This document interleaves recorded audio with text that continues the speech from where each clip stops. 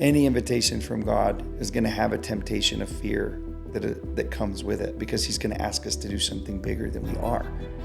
So there will always be that temptation. Don't let fear be the indication that it's wrong, because most likely fear is the indication that it's right. It means it's too big for you. It means God is in it. So the initial message is going to be, fear not. Okay? First and foremost, fight against that feeling. Last year, David Butler and I recorded a Christmas sermon that so many of you came back to again and again. This year, as I started thinking about the new year, I didn't hesitate. I knew exactly who I wanted to sit down with again.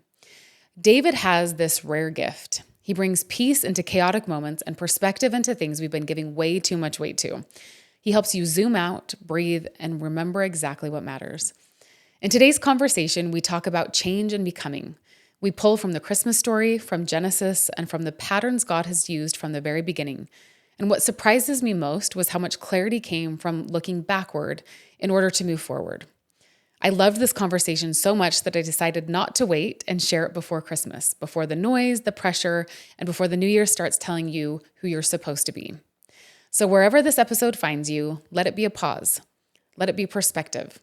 Let it be permission to see your life through God's lens, not the world. David, welcome to the show. Thank you. So excited. I'm so excited. New set. I love it. New year. You were my first repeat guest. Really? You were the first time I had a male audience, someone on the audience, the first male on my podcast last year, and the first repeat this year. Oh, this is too. Do you hand out trophies? Come on. I'm going to make you some trophies for this. Actually, I am. And I'm super excited. So we talked about Christmas last time. Yeah. And I still love that episode. And I'm going to be resharing it again this year, because it was just like, I'll be honest, one of the first things you said was talking about how there was a decree at the beginning of the Christmas story. Mm-hmm. And now every time I hear it in like a dramatic announcer's voice, and it's so cool that it starts off with this like intensity. Yeah. I went to decree out. Yeah. So if you don't know what we're talking about, just go listen to that episode, and you want to anyway, because it's a beautiful Christmas one. And now I will say, because of that Yes. episode, I added a spot onto my trips to Israel. No. Yeah, because What is I the just spot? we go to the Church of the Annunciation now, which is, it's built over the traditional spot where the angel Gabriel came to Mary to just start that whole, and just because of that, that conversation we had just about unexpectedness and just, and what that meant for her, that Christmas, the whole story of salvation starts and ends with someone saying yes, with, a conflict, a question, a problem, and it encounters someone of faith and they say yes. And that's how the kingdom grows. That's how God moves and works in the world, is when a situation is collided with a disciple who's willing to say, I'll do it, And so anyways, that's where that took me mentally and emotionally after. And then the next time after that I went to the Holy Land, I was like, where's that place? Can you go to it? Can you find it? And I went, and now it's a favorite. It is a favorite. It's so good. Yeah. I actually was working on something yesterday. At some point, I want to have some book or something, like do a little more extended writing, and especially for women who are me, who I was, who I am, that like, I guess it is that moment, right? Mm-hmm. Where you feel like, wait, what? Not me. I'm not. Yeah. But something that I pulled out of that story was that often God asks me to act before I feel ready. Like I'm given an idea and I don't feel ready, but also it's not even the time for it yet. But he's just starting something and then letting it grow.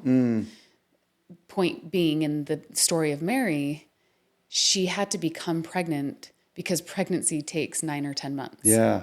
Yeah. But you have to do it 9 or 10 months before a baby's born, right? Mm-hmm. So same thing in our stories. It's like, well, yeah, but this is just getting the ball rolling.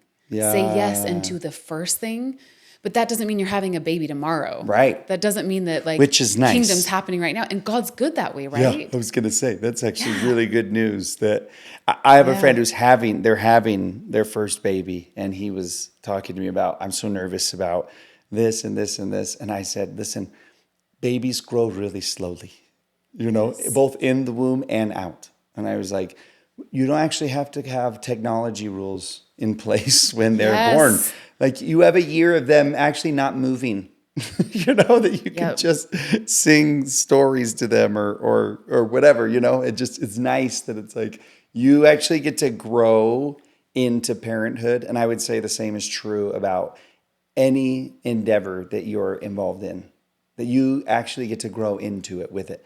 Your idea begins as a baby and you get to grow with it and your Yes. capacity increases. And But then I'm we, excited for you to write that book. oh, thanks. We'll I'm see. looking for this verse, so I'm not ignoring you. I want, No, look for it while I share one thing. okay, yeah. What I love about that too is that we don't have to have the idea and start something and have it already look good. Because we grow into it, it can start out looking weird and small and messy. Like In fact, babies. that's the only way, right? Or even before babies, they're in our stomach. They don't even show up yet. Yeah, and they look They're like weird. little And, beans, yeah, right? yeah. And that's actually way better for discipleship to think, okay, if God's called me for a minute, let it be weird and messy and try it out on a few people and say the thing in your heart to the people who like you and be like, yeah, that's interesting. And maybe give you some good feedback. And so you can iterate a few times. And then 9 months later, maybe the idea is ready to be born and it's still a messy baby. And that's great and Yeah. fine. Yeah. I think just we're doing so good culturally of moving away from this expectation of perfection. I think it was culturally a stronger thing in the past from what and maybe Yeah. maybe it still is. Maybe it's because I'm a boy that you're like, oh, you're not hardwired to be impacted in that way. I think men and women are tempted differently Yeah. in different aspects. So that might be part of it, but I think there's a lot of talk about it and there's a lot of, grace around all of those things now, but we want to replace it with words and you just did, like you just took perfection and said, let's take perfection out, but I'm not taking away growth and I'm not taking away development. We just need to replace perfection with words like consistency. Yes. Like that's our goal. Like, and I think what God is, nudging us on toward is like, just, yes, create, right? The Bible begins with a creation story where God takes nothing and turns it into paradise and it develops along the way, right? But he calls it good on every single day along the way. And he just says, that's how the Bible starts, with that invitation and with that expectation. But it's both. It's both. He's like, Yep. yeah, I'm calling you into something that it's going to thrill your soul. Sitting there will not thrill your soul. I promise you. This will. But you don't have to do it perfectly. And you just consistently and just a day at a time. And just so you know, even when it's not finished, I'm still going to call it good. And interesting, he could call it good before there were ever humans, which Yeah. was the point of the creation, or before there were animals. We haven't even reached the end goal yet. And it's still it's good. good It's good. right now. And I talked with another guest about this phrase came out about the satisfaction of discipleship. And I'm seeing that everywhere now, that there's a moment for like the inhale and the exhale in discipleship. And I think about if you have daily practices of discipleship, whether it's scriptures or time on your knees, time talking to God, changing in repentance and thinking through your thoughts, let that also be a time of saying, it is good. There are good things here, not just things I need to do better on. Look at the goodness of the day. Yeah. And we don't have to go here yet, but I almost want to replace a New Year's resolution with a New Year's evaluation or a New Year's look back, because there is something about New Year's Day, we've been conditioned to, that is the day that you make new goals, that you become better, that you're looking forward. And I want to say, oh, where was the chance to notice that it is good, instead of feeling we were saying before we started pushing record that the marketing industry, in order to sell you something new, has to make you feel incomplete or broken first, show you the lack and show you the need. And that's the marketing, and that's the message of New Year's right now is, this is what's wrong and this is what you need. And where was that chance to say, but this is where things are good and this is where things are growing? you know? Okay, I'm obsessed that God took us here because we knew we were coming into this episode for New Year's. Yeah. And for the audience listening in, you listening in, I wanted David Christmas last year and I wanted David New Year's this year. And the reason being, because of the marketing messaging that we normally get, I wanted to give a counterpoint to that. I wanted people to recognize, no, there's a different way we can approach New Year. And I don't even know what David's going to talk about yet, but I know he's going to come with that. But then even as we talked about this, what is so cool, we were somehow taken to the creation. We weren't planning on that. We were taken to Mary and her discipleship and answering yes. But perhaps the best thing for a new year, where you're headed and where I'm headed, and we'll head other places after this, is to start with, it is good. Yeah, right. And even in that creation story, there wasn't a like, let's take the sandwich approach of say something nice and then give the harsh feedback and then say something nice again. God didn't even say, but tomorrow we've got some work to do. Yeah. But I'm going to let you feel like today was successful. But then let's turn to animals. Yeah. I'm glad that we have plants now, but we need animals. Yeah. No, he only reflected on the good. Right. And what's interesting about that, I was just thinking about that creation story, that you actually can't have day 3 unless you've had day 2 and day 1. I don't know the order of how everything was created, but at least the order that it's presented in is a progression order. We don't start day 1 with people. We don't start it with plants even, because it's like, hold on, we don't have what's in place yet for those things. So to expect ourselves to be at day 5, day 6, when we need day 1, day 2, day 3, and day 4, like that would do harsh things to my soul. Like I would feel defeated and I would feel like unaccomplished and failing at it all. If I set the expectation for myself as I should be here and what's the fastest way to get there. And that's what marketing does. Oh, yeah. Here's this human persona who has everything put together in every area of their life. And then you need to judge yourself and compare and then decide where you're lacking and make all your goals. Yeah. And it's like, and less and less people are actually doing New Year's resolutions. I think because it's mostly like a guilt trip. Oh, yeah. I gave those up years ago. Years. I'm not good at goals at all. So when you texted and said, I want you on to the New Year's, I was like, should I let you know first and foremost? The dirty secret's coming out. I don't do goals. I cannot. I've always blamed it on being too ADD. Part of it, I don't know. I will say this though. I did have a friend who helped me see something one time where he just said, goals are probably not your best thing to set, but it's probably best to set what are my values at first. And then goals have a place. And some smart person can tell us how goals have a place in that. But I do love the idea of starting and saying, all right, who do I want to be? What kind of person do I want to be? Rather, what are my values? What are the things I do want to spend my time and money and attention on?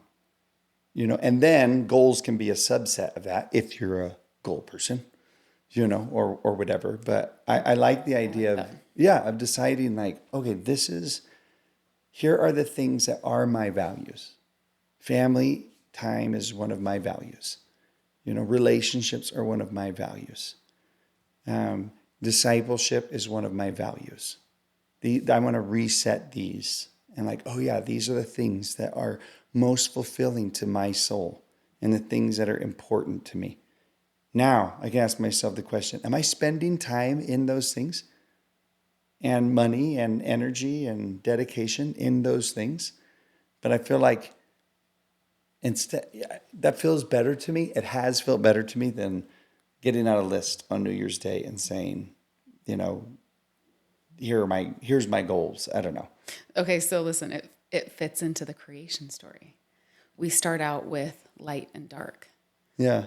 And saying, who am I? Who do I hope to be? What are my values? And who am I not? Let's say what is light and brings light, and what's darkness and doesn't bring light into my life. One thing I do love to do, and not just at New Year's, but sometimes I do this at New Year's, is I make a list that's like less of, more of. And I just think about, okay, what do I want less of in my life than I have right now? Yeah, that's And that could be awesome. like an emotion, like I want less of stress, or I want less of whatever, comparison or frustration or judgment or whatever. What do I want more of? I want more of family time. I want more of peace. I want more of rest. I want more of the it is good moments in my day versus where am I lacking, right? But thinking of that, and these are all exercises you can do to sit back and reflect and say, where is it good in my life? Yeah, yeah. I actually really love that. I like the simplicity of it a lot because I do feel like there's a little bit of a pressure with New Year's to sit down and decide, like, okay, what are your goals? And you're like, listen, I just came off of Christmas. Then there's that week after Christmas where no one even knows what day or time it is, and if you've showered at, the day before or not. It just is, uh, just that vortex of whatever that is. And then all of a sudden, New Year's Day comes, and you have this pressure, like, oh, I'm supposed to throw this party or do something so fun on New Year's, and we don't even have hats, or where's the bubbly or whatever. Or do I even have anyone I'm going to do it? I have no invites. Yeah, exactly. And I It's look like like, I've been eating sugar for yeah, 3 weeks. Wait, yeah, I have? and you're like, you watch the ball drop in New York, and you're like, everyone's having so much fun, and I actually want to go to bed at 9, and like, Am I going to miss the day entirely? I don't know. you know, so it just feels like a really emotionally chaotic time, to sit down and say, this is where my life is going. I'm the most clear thinking I've Yeah, ever yeah, been you're to make actually, these yeah, life decisions. right. I remember one year saying, I'm not doing New Year's goals, because this is back when I was doing them, by the way. I was like, until February 1st. I was like, I need all of January to just kind of, think and decide, evaluate, and things like that. But there is something about it. But I do want to say, I think there is something good about setting the day on the calendar.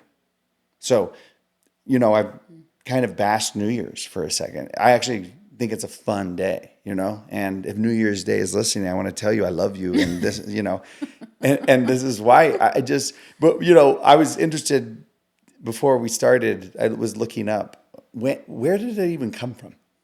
Like, where did New Year's even come from? And it's a day I knew was celebrated anciently, like biblically, but even before that, for thousands of years, there are ancient, thousands of year old indications and records of civilizations celebrating a New Year's Day, and all on different days throughout, the calendar. Like January 1st, we do that because of the Gregorian calendar that was set, and just was like, okay, this is when we're going to do New Year's. But like, religious people, ancient people have, it seems, across cultures, picked a day that they were going to celebrate the new year, which means in my thought, there is something holy about it. When I see something consistently happen across time and across different cultures, and because I believe in a God who's reaching out and influencing and, pressing into the lives of his children everywhere, whenever I find something that is consistent in nature, I'm tempted to call that thing holy, and to say, all right, hold on. Why is it that the Mesopotamians and the ancient Aztecs and the ancient Hebrews and the ancient Chinese philosophers, like, why did everybody decide it would be a good idea to set a day on the calendar that they would mark as the start of a new year? And I don't think it's for business purposes and for tax purposes. I think that there was something about it that they're like, we're marking this day. Because if you don't, it would be pushed off forever and ever, right? So somewhere they ritualized a new year, and they marked it on the calendar. And they said, we will celebrate on this particular day, and we will set this day apart by treating it differently. That's how I'm defining ritualizing it. We're going to set this moment apart to be in my guess, my observation, a holy thing. So I think we can talk about why. What's so important about all of these civilizations and peoples marking this day? And I think, one thing we'd go to quickly is, holidays are celebrated for different purposes and different reasons. And my favorite holiday celebrating people in the world are Jewish people. I think Same. they have it figured out. Yep. They have days written into their calendar that celebrate and invite your soul into different things that your soul needs. Right? So they have times of mourning, and they have times of waiting, and they have times of celebration, and they have times of sacrifice, and they have times, all things that a soul needs. And I love that people of Jewish faith have ritualized all of these like emotional and spiritual needs and said, let's mark them on the calendar and let the calendar become this annual rhythm of what the soul needs. They have it weekly, right? They will have a weekly Sabbath. Christians obviously do this as well. We have a weekly Sabbath, so there is a holy rhythm of the week. That calls back to creation and the lessons of creation, right? They've ritualized it. They've said, I want you to remember the lessons of creation. So let's ritualize it in the calendar. And then also annually. Let's have an annual, set the days on the calendar that are going to, I think, be the things that the soul needs. The soul needs, to feel hope, and the soul needs to feel expectation, and the soul needs to feel repentance, and the soul needs to feel remembering. And will you do it, in the course of your day? Will you act like everyone knows, oh, I do want those things. I can feel it. My mind and my heart are drawn to those things. But am I going to do it? Unless somebody marks the day on the calendar. I'm also super fascinated that the Jews have kept their own calendar against everyone else's calendar. Mm-hmm. And they've done that for thousands of years. Yeah. I mean, that is some grit and some identity to be able to say, I know everybody else has a different calendar than we do, but we're sticking with ours. Yeah. And they're business people. They're known for being business people. Yeah, and they still are holding this because they know what matters. And I think that's part of realizing, right? I am a spiritual being. I live in this physical world, so I will adhere to the fiscal calendar because I live in this world, and I have these, I have a community obligation, but I also am a spiritual being, and so I will also hold fast to this other calendar. And as Christians, we do the same thing. That the Sabbath, Sunday, the day we celebrate the Sabbath, is becoming less and less of a holy day. Yeah. Right? It's becoming more of a work day, a business day, and the world's calendar is moving that direction, right? Yeah. But we still hold it as a holy day. We're like, hold on, no, we're still like, to us, that's just not a number on the calendar. We've set it aside because we are also spiritual beings. And so we'll recognize that rhythm that's needed also. I will not miss tax day. I don't want to pay the penalty. So I will be held to some of those days marked on the calendar, but I also am deciding to be held to these other days for a different reason, for love's sake, for devotion's sake. But I think it's powerful too that those holy days for them have created something individually, but they've also created identity and community in a broader sense. Mm-hmm. And thinking about, I'm so fascinated that there's 17 million Jews, and yet they have stayed strong. And I think part of it is they have set days and weeks and holidays and calendars differently.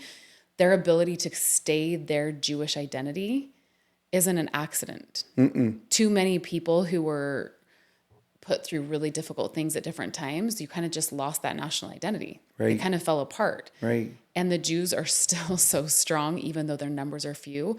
And I think we can look at that. Do I want a strong personal identity? Do I want community with God? Do I want my family to have an identity? Well, what are the rhythms that we've set? Yeah.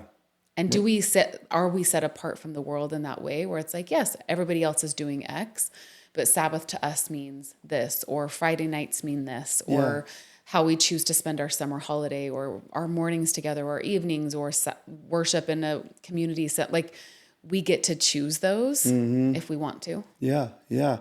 And I think that's where like rhythm and ritual, you're seeing a lot of, there was a pushback against ritual for a lot of years within just faith discussions. That's like, oh, that's too checkboxy. That's too, and I can appreciate that. There is a temptation when there's a rhythm or a ritual that you do it for habit's sake. But I think we're seeing like a shift in understanding and just sort of like the pendulum's coming back to understanding and seeing the value of setting them aside and ritualizing certain stories and certain like desires, like faith desires that we have. I think that's so important to like to see. Oh, it can become checkboxy, but don't throw the baby out with the bathwater, and come back and say, hold on, like for thousands of years, Jewish people have been scattered, persecuted, hated. People have tried to squash out their religion, and yet how did it stay? How did that identity stay so strong? And it's like, well, look at the way they have practiced their faith over the years. Look at what they've done. They've celebrated Passover for thousands of years, and it's a story of identity. The Lord said to them, once a year, I want you to like celebrate this feast that reminds you, you're a people I cared about to set free. You are a people I set free. That is who you are. And I want you to remember that through great wonders and great miracles, I set you free. And in this world, it'll be really difficult to remember that about you. And to remember that that's the basis of our relationship. The relationship began with an act of grace setting you free. I want you to gather your family and have these elements. Tell the story. And I want you to do it every single year. And there might be a Jewish mom who gets frustrated. And she's like, oh my gosh, I'm panicked. I forgot to get to this. I forgot to get to that. And everyone's coming over, much like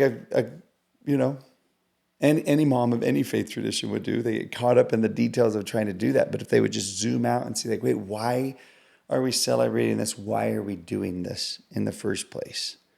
That can give a re-energizing, purpose and commitment to it. And I think we could do the same thing with New Year's. Not get caught in, there is a lot of things New Year's could become frustrating, overwhelming, demeaning. It could become all of those things. What if you zoom out and say, hold on, why have we been marking this day, on the calendar? What is it an invitation for me to step into? It's a celebration. It's supposed to be.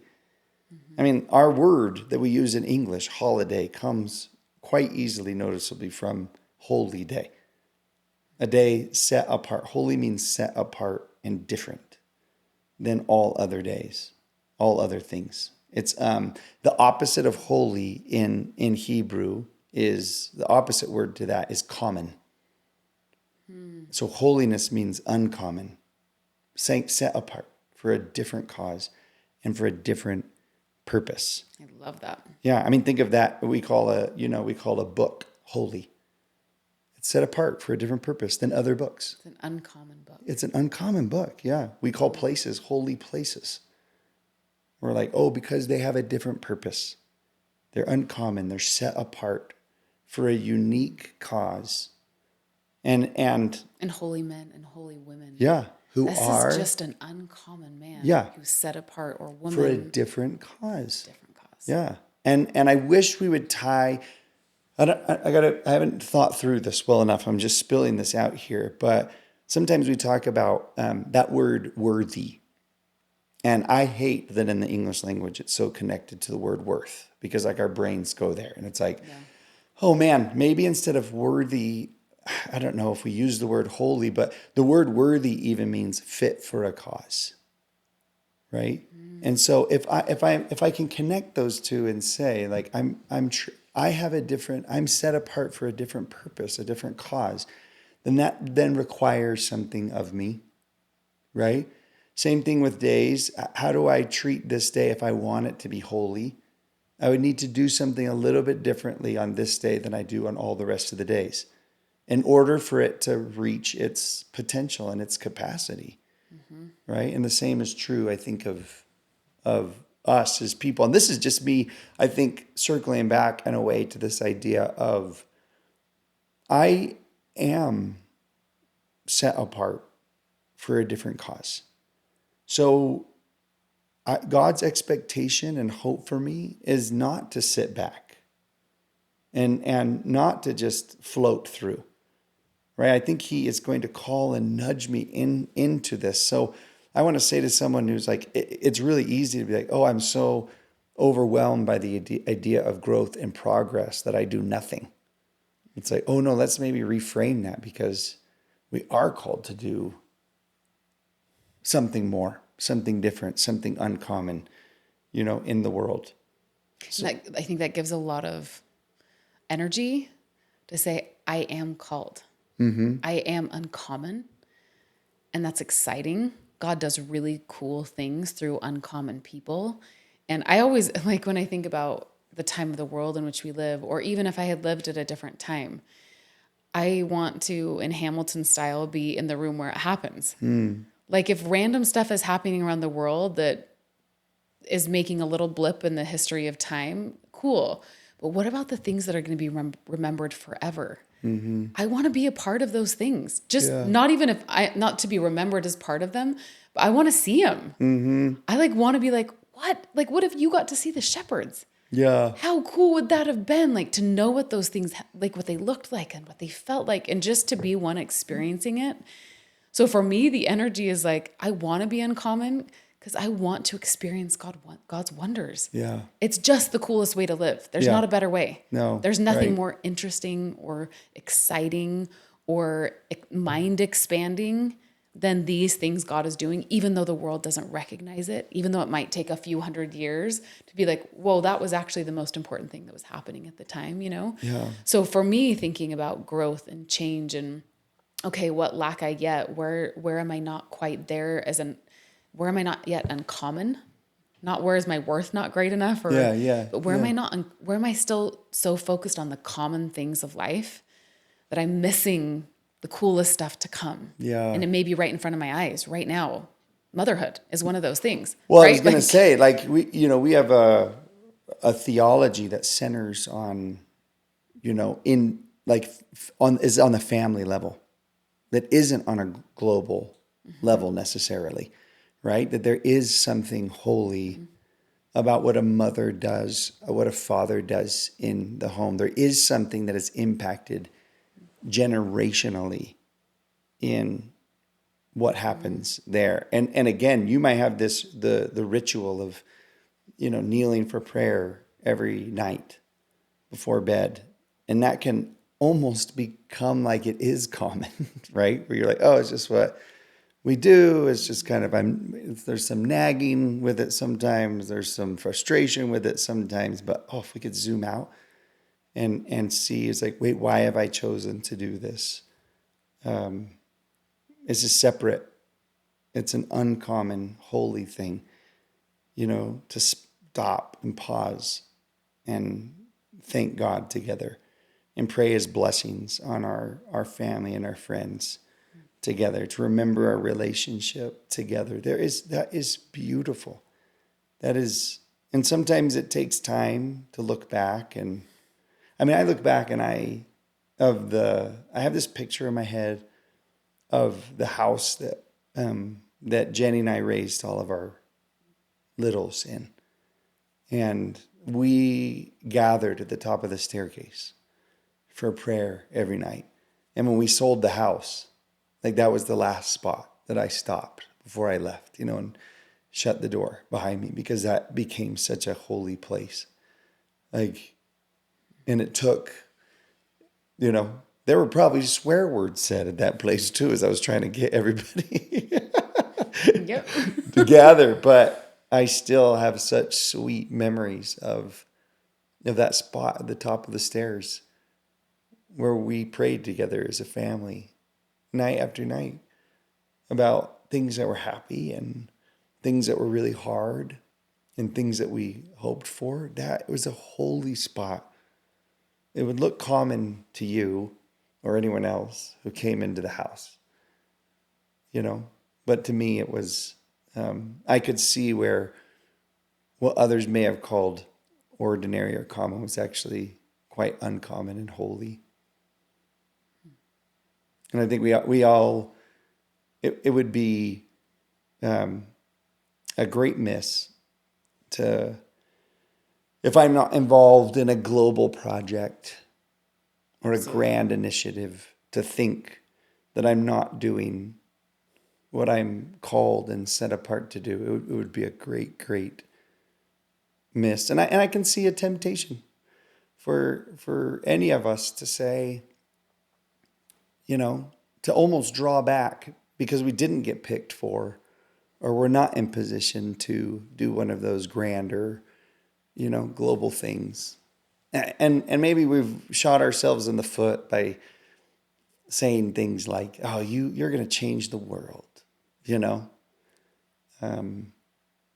that we have these expectations in our head of what that looks like, but it would be a miss to not recognize and see the amazing things, the beautiful things, the holy things that are within every person listening's capacity to do today.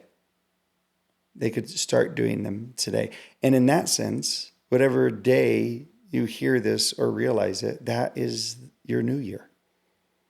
That's the day where you're like, okay, I see things differently today. I'm going to start doing things differently today. And that's the beauty of a new year, right? Is the concept, I would say. Mm-hmm. That's the beauty of the concept of the new year. It's like, it does not matter what yesterday was, right? Today is 2027 or whatever, 2020. I don't even know what the year is. Okay, so, right? But when people listening in, you don't know if it's this what year you're podcast is listening. coming out still, or if it was in the past. You don't know, right? But it's just like, that was.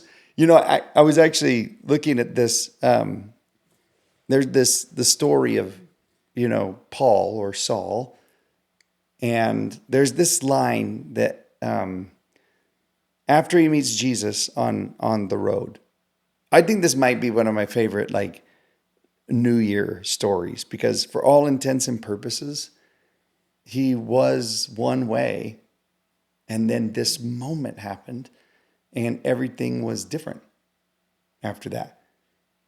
And he was just on a road somewhere. And I actually really love that part of the story. That he was actually on his way to do something what we would call bad. Mm-hmm. And then that quickly. It was changed. And the man he meets, the disciple that he meets, Ananias. I'm about to read. I'll read to you what the Lord says first, then Ananias, because I turned to this chapter anyways. The Lord says to him, "Rise and stand upon your feet, for I have appeared unto thee for this purpose." And I can hear the Lord say that to anyone I know and to me. Rise, stand on your feet, for I have appeared unto thee for this purpose. And that becomes a new year moment for him. But his Ananias, the disciple who Jesus sends him to after, he says this to him. This question, this is in Acts 22:16. He tells him, "For thou shalt be his witness unto all men of what you have seen and heard." And then he asks him this question, "Now why tarriest thou?" So, I don't know what happened in between verse 15 and 16. And maybe it is that spot where we might be, where it's like, I know, but think of what I've done, and think of, I started too late. I da da da da. And the disciple says to him, "Why are you still here? Why are you still staying in that old you? Because the new you is just a 1 footstep away. That's it." And New Year's Day, we're asked us to do these grand, great things. And I love this, where he's just saying and you can be overwhelmed and say I can't, oh my gosh, I don't even know if I can do that. I don't know, and so it paralyzes you. And he's just why are you still here? Why are you waiting in that spot? Do the thing. Start today. I know, but I should have started. My kids are grown up. I should have started 20 years ago. Why are you still in that memory? Yeah. Start something today. Be holy today. And I love that. It's just no one has to wait for anything. The new year for you can happen right now. It's one of the reasons I really appreciate Jesus ritualizing a New Year's moment for us every Sunday. So just in case you are a waiting kind of person who needs some sort of significant moment, he has ritualized a new year every single week. And he said, and it starts with a story of, "I loved you enough to die for you. That's who you are. That's our relationship. Now, take a step forward into something new, into something different, into something holy." I want to go back to what you talked about with the common and uncommon, and also, are we missing the most important thing that is changing the world right now? And if you think about all the stories where people were called, you think of Mary, you just talked about being on the road, you think about the shepherds, you think everybody was just doing their job. Yeah. A lot of people were at the well. Mm-hmm. A lot of people were just getting water because that's what you had to do to survive, right? Yeah. Yeah. And so it is in the common moments, the everyday, the things we're doing all the time, but then choosing, back to where we started this episode, like Mary, to say, this is my moment of saying yes. Yeah. Okay, be it unto me. If this is the path you have now that you've shown me, I'm not going to tarry here. Mm-hmm. Now, I don't have to be perfect. I can let it grow slowly. I can take the first step. Mm-hmm. And the most important things will be in my own community. That's where I will do my greatest work. Probably within my own home, maybe just a step outside of that most of the time.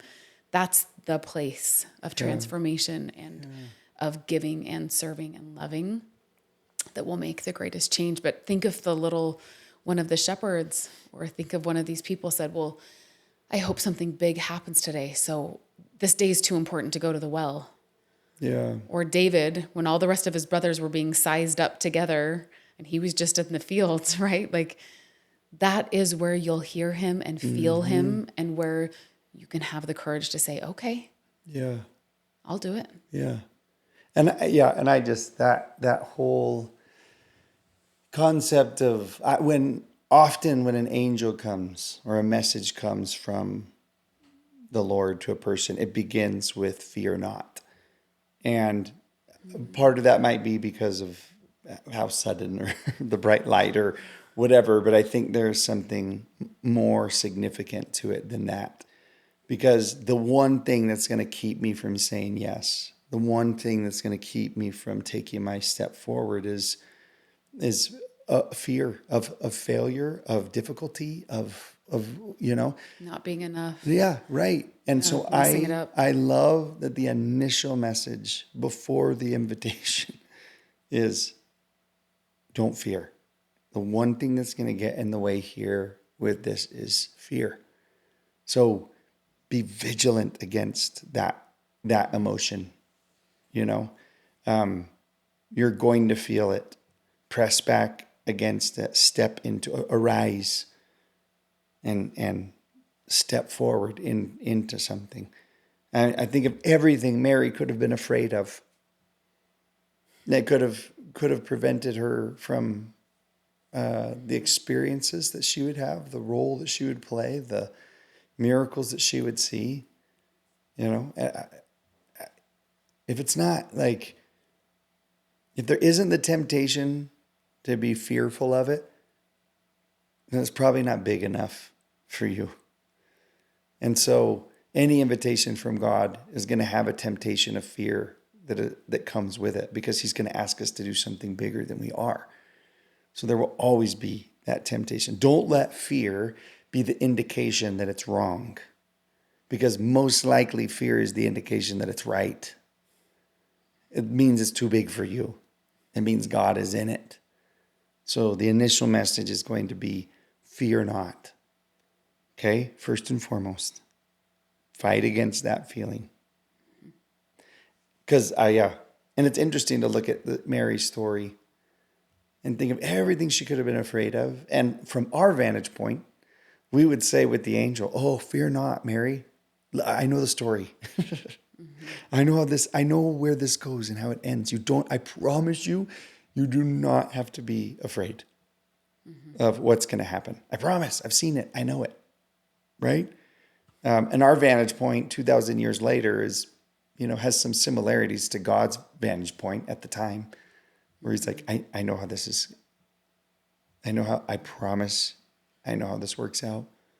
You don't think she's like, oh, I'm so afraid I can't say yes. What about Joseph? It's going to mess up everything, And God already has an angel, like, with an appointment with Joseph, He's like, no, I already have that taken care of. I promise you, everything's all set up. Don't fear. Don't let that keep you from stepping into something simply and slowly. And I think that is I love that we started there, because we have to train ourselves and remind ourselves into thinking how simple the holiest and grandest things actually are. And, scripture is our pattern for it. And we need to keep coming back to that, because, the marketing world is going to teach us a different story. It's going to tell us a different story, right? It's going to draw on fear. It's actually going to, Yep. And so we need to keep reminding ourselves and it is just simple. It's so simple. And it's just consistency and grow into it. And the timing is perfect. And he'll stretch you, but he does give you enough time to accomplish the thing with his help too. Yeah. Like he lets you practice, all the things we've talked about. Okay, I usually do this in the outro, but I think this might be helpful for our friends listening in. Okay. Let's recap some of our takeaways from this discussion. And as you're thinking about a new year, and I truly, whenever this episode finds you, I want you to think of today as a new year. And I love that maybe the first recap I'll say is you have opportunity for newness. Actually, I'm going to give it an aside. As we were listening, two things I thought of is the importance of reflection, that we've already said it is good, that maybe why God gives us these holy days is because it's a stopping point to say, reflect on the goodness, reflect on my goodness, reflect on what I've already done through you. Let that instill you with faith and hope. And the actual seeing with the eyes of faith is that it actually happened that time. Yeah. So before I move forward, I'm seeing a God who already could, whether it's a scripture story or a story in my own life, God who already did these things, right? So take the time to say, it is good. Actually, something happened on the day. It's not just all hope. Mm-hmm. And then also The gospel is all about a beginning, a new beginning. That is Jesus Christ. The Yes. old dies, the new comes alive. The Yes. old dies, the new comes alive. And I died for every one of you. So you tell me how many people there are, and I'll tell you how many new beginnings there can be times in eternity, because we can have that rebirth over and over and over. So even that's my final new thing. And I want us to reflect and give little rapid fire of the things we said to these friends. Like, because you listening in, maybe you listen to this episode 20 times. Maybe it's on New Year, or maybe it's every Sunday, or maybe it's every month when you're thinking about, I want a new beginning. And take one of the things we talked about, because there's a lot of principles of beginnings in this, right? So there's one. It can happen often. Reflection matters, looking ahead and actually taking a line in the sand and saying, today I'm this, tomorrow I'm not. Yeah. Another one I'd say is don't let fear stand in the way. Be ready to feel it, but don't take it as an indication that it's wrong. Take it as an indication that this is right. Another, I think, would be there is the reason we can have a new start and a new beginning is because of the Savior. You might look at yourself and say, I can't do that. I can't just, erase all the past. I can't move on. And you can, because it's a divine act and it's a divine invitation. So your personal limitations should not get in the way of what God is permitting you and calling you into. Right? It's like So beautiful. where he says to Saul, why are you still in yesterday? Because do you know what I've done? Do you know who I am? Do you know how I wasted? But whatever anyone would say, great, that was yesterday. Today's today. And a person can't really say that to themselves, but God can. It's God who's giving the permission and the calling into it.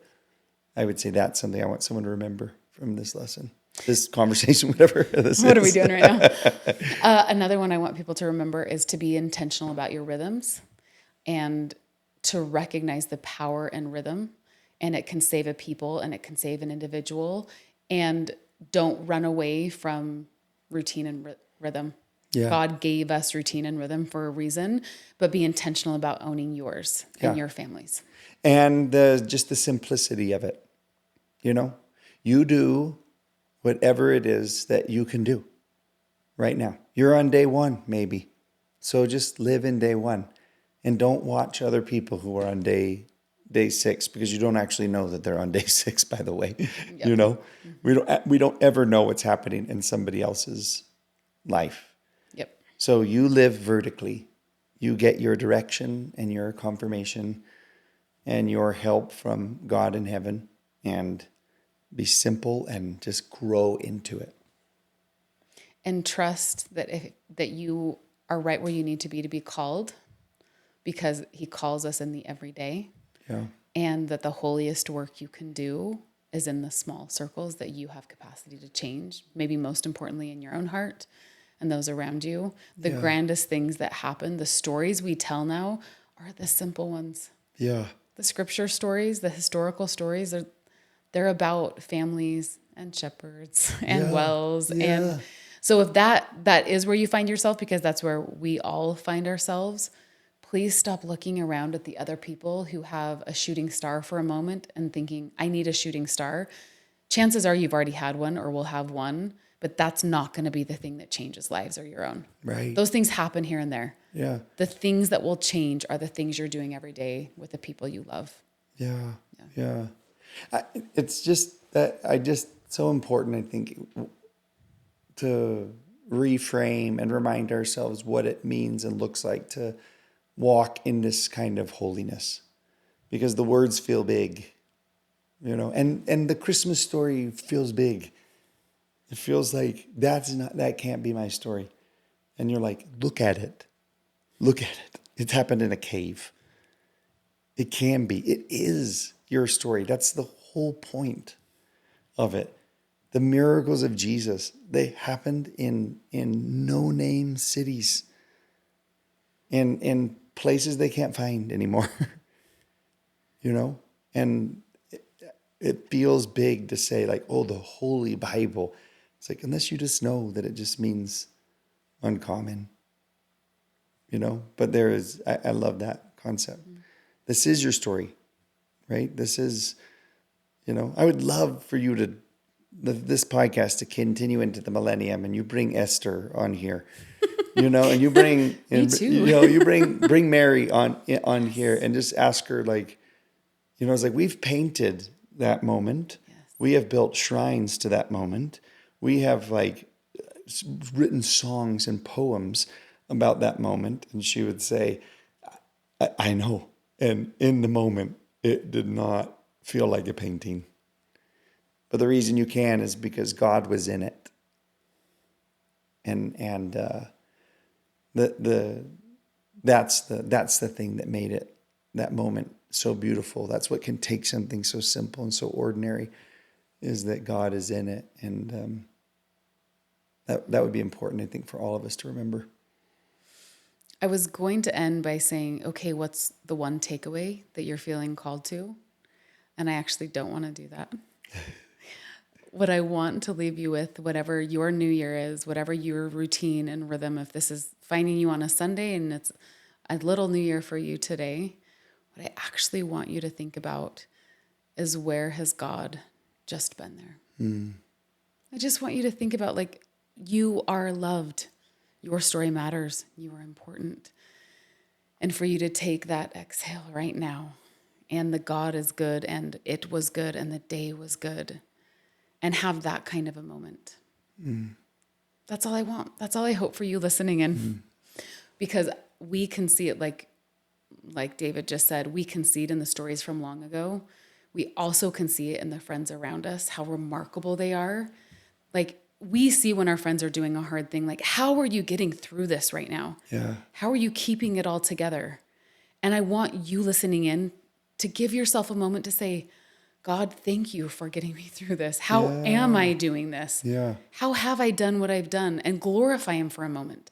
Let our New Year's be a moment to glorify God, to be the shepherds and the angels, to say, glory to God in the highest. Yeah. Jesus hasn't died for us yet, but he's coming right now. Yeah. This is a step in that piece and story of salvation, and your day today is a step and a piece in your story too. And glory in that, and don't rush it. Yeah. Don't worry about what's coming next. Right. It's so beautiful. I think about those two disciples in the resurrection story who are on the road with Jesus, and they have no idea. Like, he's walking with them for miles, and they have no idea. And it's not until they look back on it and say, oh my goodness, did not our hearts burn within us? It was the looking back that helped them realize that God had been there all along. And I think that those moments of looking back and seeing him in the past are going to give us that hope and confidence that, oh, he's probably in the present, and he'll be in the future also. Okay, from me and David Butler, honor to have you in my studio today. We wish you a very happy new year, whether it's January 1st or February April 1st 7th or whatever. That may this be a new year with you and God and Jesus Christ, and a chance for you to sit back and say, that was good. Yeah. Thank you, David. Thank you. I'm walking away from today's episode feeling calmer, clearer, and more anchored in what actually matters. David has this way of reminding me that God's patterns don't change, that becoming is rarely about rushing forward and almost always about seeing our lives through a bigger lens, one rooted in trust, perspective, and peace. If this conversation helped you slow down, reframe something, or breathe a little deeper, share it with someone else who needs it too. Next week, I'll be sharing a few more reflections as we head into the new year together. Thanks so much for being here. Hope you have the merriest Christmas, and I can't wait to walk into the new year with you.